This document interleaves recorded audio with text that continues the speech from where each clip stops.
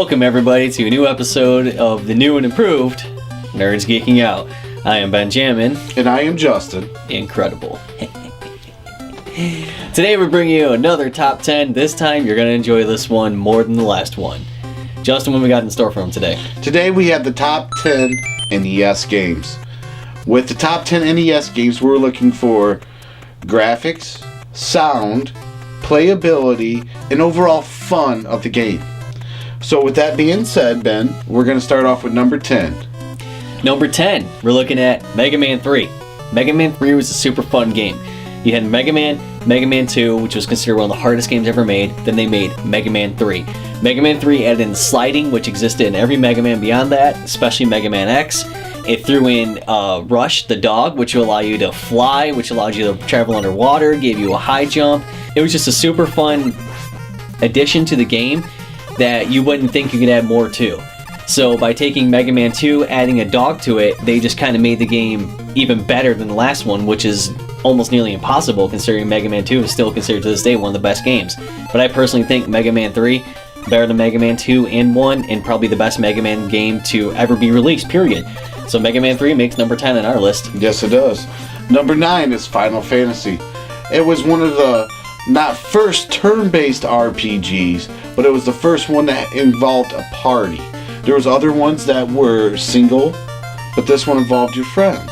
Also on that, you had your class warfare, so you could be that white mage, black mage, paladin, scoundrel, whatever they called it.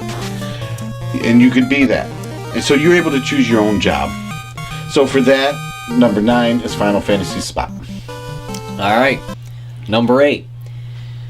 Well, when you think of NES, you think of a game that your entire family can play. It's a family system. Everybody in their family wanted to play it. So what would you get? Tetris. Tetris was an awesome puzzle game based off of a Russian puzzle. So it was a very unique perspective to our American market. We weren't used to this kind of type of puzzle. We're used to more jigsaw style puzzles, but Tetris kind of took the jigsaw puzzle and made it interactive and fun by giving you just simple blocks, putting them in rows, and then getting points for it. But what made it so addictive was the pieces started getting faster and faster. The music started getting faster and faster. The levels started getting faster and faster. Everything just kept one-upping itself every time you got better. So as you got better, the game got better. And it was your job to outsmart the game and beat the game. But it was just still a really fun experience and a really hard game, but it still never stopped everybody from being addicted to it. And to this day, it's still one of the highest selling games ever. Whether you have it on your iPhone, your Game Boy, your original NES, like every system has had Tetris, and it's always been a high selling game and a severely fun game too. So number 7 is Batman. Probably one of the best film to game conversions that we've ever seen, or that we've seen in a long time. First up to then. Also in Batman, it was dark, looked like the movie. Wonderful. You also have wall jumping. You also have your item pickup, so as far as your special items, because you have your batarang, and you have your missile launcher and other things like that. Also in that, you have the music. The music was phenomenal. It was almost like watching a movie itself. What I liked too was they actually integrated cutscenes in that game, Yes. which was very rare With at the the time. actors. With the actors and the scenes from the movie. Yes. It was almost unheard of at the time for an NES game. Number 6, Metroid. Metroid was this great game. It had this creepy atmosphere, this creepy music, but these awesome enemies, and even a better hero. This game allowed you to run through these creepy alien-looking dungeons, shooting these creepy, crawly little alien things. It was just, you were just kind of like a lone person stuck in this foreign place with this weird music, like completely isolated. It gave you this feeling of just claustrophobia, but also that you had to escape. There was something better at the end. But what made Metroid so awesome was at the end of the game, it threw you a twist. You finish the game and then you figure out, holy crap, I've been playing as a girl the whole time. In the 80s, that'd blow everybody's minds. There's no girls in video games. The only girls in video games were princesses that needed to be rescued. Samus didn't need to be rescued. She was kicking ass the whole time. That's why she gets number 6 on our list. So number 5 is Blades of Steel. One of the first games, as far as hockey goes, that didn't resemble Pong. You also had all your players. You were able to set up strategy and perform these strategies as far as passing to other people. And you're shooting with different people. It wasn't one-on-one. You also had shootouts. You're fighting. And also in between periods, you get a little bored waiting for it to load back up. You got a little mini game where you fly a little ship. Mm-hmm. So number 5, Blades of Steel. Here's your mini game. Castlevania was possibly one of the greatest games ever. Castlevania was so good because it was one of the first games that I can recall. You actually got to kill zombies, werewolves, vampires, imps, these little creepy crows, everything. The game was just a classic mash of movie monsters that you always saw growing up that you were terrified of. Now it's your chance to take revenge on your nightmares and beat the crap out of them. What was even cooler was our hero got to use a whip. Every other game was a gun or a sword. Who ever thought about using a whip? Well, Castlevania did, and they did a great job with it. They implemented, that item pickup, which most games have, but Castlevania allowed you to utilize it because each item had its own special power against each special boss. So whether it was the Medusa, you can use a stop clock to stop her, or you can use, the boomerangs to hit her with. There was multiple ways you can play the game. It had a lot of quirks, stepping on the stairs, falling backwards, dying. It was never fun. But the music, the atmosphere, the graphics, the first level hit you as soon as you got that game of what you're expecting, and it hooked you from that go. So, Castlevania, definitely number 4. Yes.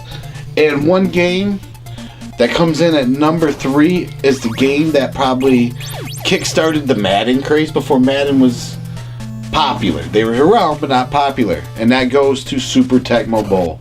It was the first NES game to have an NFL license with all 28 teams at that time. Imagine 28 teams. Also, you had real players, stat keeping for a full season, your ability to simulate the season if you want to.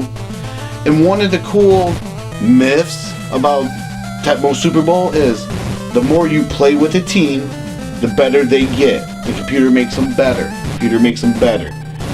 So that's one of the myths. But one of the realities of that game is Bo Jackson. That man, you run circles and you can't catch him. He was a Tecmo Bowl god. Bo knows sports. Bo knows Tecmo Bowl. Number 2, you've all seen me do a list for this game, so now it's time for me to put it on another list because it's just so good. Number 2 goes to The Legend of Zelda. The Legend of Zelda is the best action RPG game ever made. Every other game that is an action RPG has to copy it. Secret of Mana copied it. Beyond Oasis has copied it. The new Shining Soul series has copied it. A lot of games copy its formula because it's perfect. Open world exploring, multiple dungeons that were complete puzzles in their own, boss fights that were always memorable, enemies that were completely unique depending on the area you were in, secrets hidden throughout the game, so you had to keep replaying until you could find stuff. Graphics, music, everything just immediately became a legend along with the game as soon as you played it. Plus that gold cartridge is always a good sign. Yes. So, Legend of Zelda, number 2. A lot of people are going to hate that, but sorry guys, it's only number 2 on our list. And what makes number 1? You guessed it, Mario 3. The third installment in the series is probably one of the best installments, I think, of the whole Mario genre. They opened up the world map so you could actually see where you're going. You were able to fight the second player if you want to fight them in a little mini game. They also introduced the feather, which gave you the ability to fly like a squirrel. Don't ask me how a squirrel flies, they glide. It was just overall fun to play. The levels weren't too long. They were probably only like 45 seconds to a minute. So when you're playing with someone, you're not sitting there bored out of your mind trying to wait for them to die. So for me, that's easily our list right there. Do you agree, Ben? I agree. Now the question is, do you agree? If you don't agree, or you do agree, please leave a comment below in this section. Let us know what your top 10 NES games are. Now remember, we're not just random millennials saying this. We actually lived through the NES generation. We've been there. We saw it. So this is our own personal preference from our own game collections that we had. Many people have other game collections, so we want to know what you guys think and what your game collections consisted of, so what your top 10 would be. Because, once again, we're not 100% experts. We just think that this is our games. So let us know what your games are. Yep. So like, comment, and follow below. Thank you for joining us. I'm Justin. And I'm Benjamin. We'll see you next time, and as always, rip it.